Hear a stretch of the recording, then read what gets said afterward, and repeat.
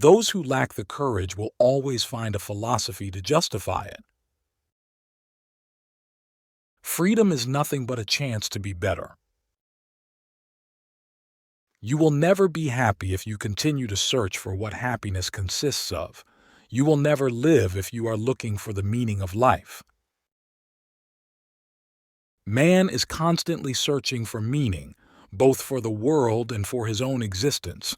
Yet the world we live in remains indifferent, meaningless. The absurd arises precisely from this confrontation. The human desire to find meaning collides with the meaninglessness of life. The reasonable man adapts himself to the world.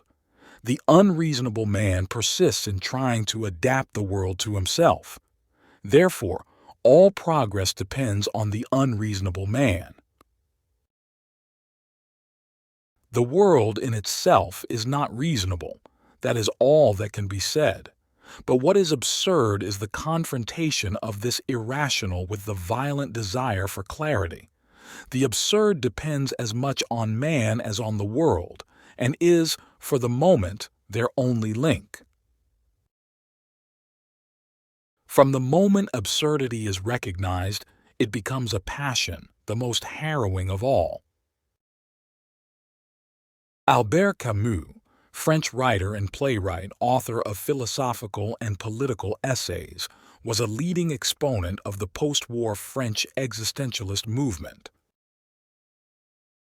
Although Camus is often described as an existentialist, a philosophical movement concerned with human existence and the pursuit of life's potential meanings, he actually preferred the label absurdist, a perspective that sees reality as fundamentally irrational and devoid of inherent meaning. This asymmetry between our need for meaning and the world's refusal to entertain it is known as the absurd. The absurd, which is the metaphysical state of conscious man, does not lead to God. Perhaps this notion will become clearer if I venture the following enormity. The absurd is sin without God. The alarm clock, the tram, the 4 hours in the office or workshop, breakfast, the tram, the 4 hours of work, dinner, sleep. This path is followed without difficulty most of the time. Only one day does the why arise, and everything begins in a tiredness colored with amazement.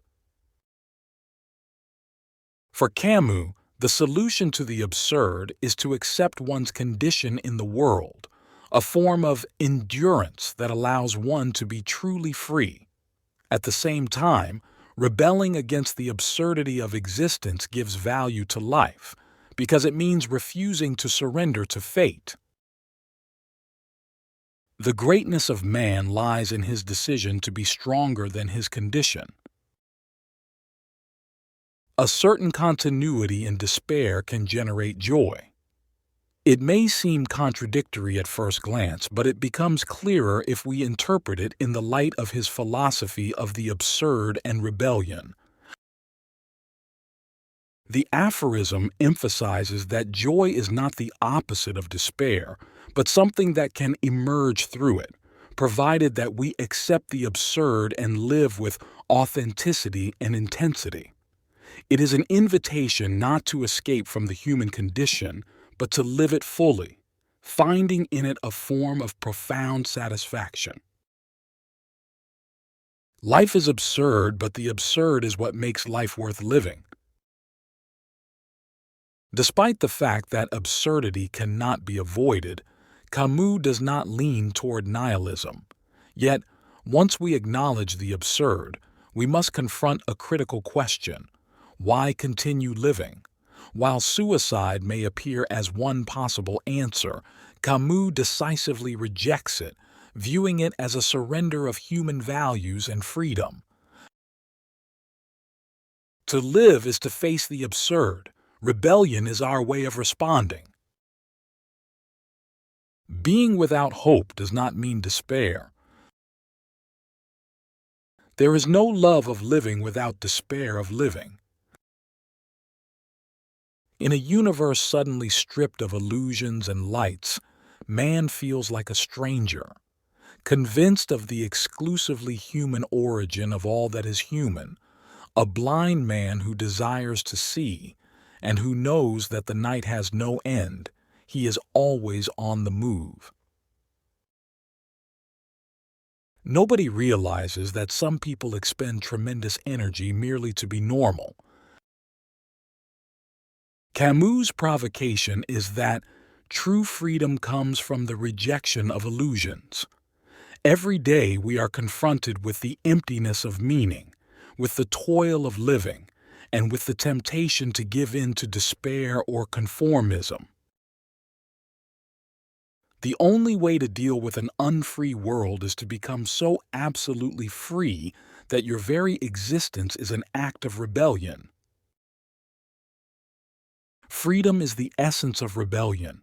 It is the ability to choose even when the world seems meaningless. To rebel means to affirm our humanity in the face of the absurd. Man is the only creature that refuses to be what he is. Man's task is to seek meaning in an indifferent universe. There is only one truly serious philosophical problem, and that is suicide. To justify life is the task of man. Rebelling is justified not by what you get, but by the very fact of rebelling. Every act of rebellion expresses nostalgia for innocence and a plea to the essence of being. The real rebellion is the one that takes place within us, a fight against our own limitations. Revolt is the assurance that existence, without having meaning, still has a value. Rebelling does not mean denying reality, but choosing to give value to one's experience, even in a world that seems uninterested in our hopes. You cannot create experience, you must undergo it. Freedom is nothing but the possibility of being better, while slavery is the certainty of being worse.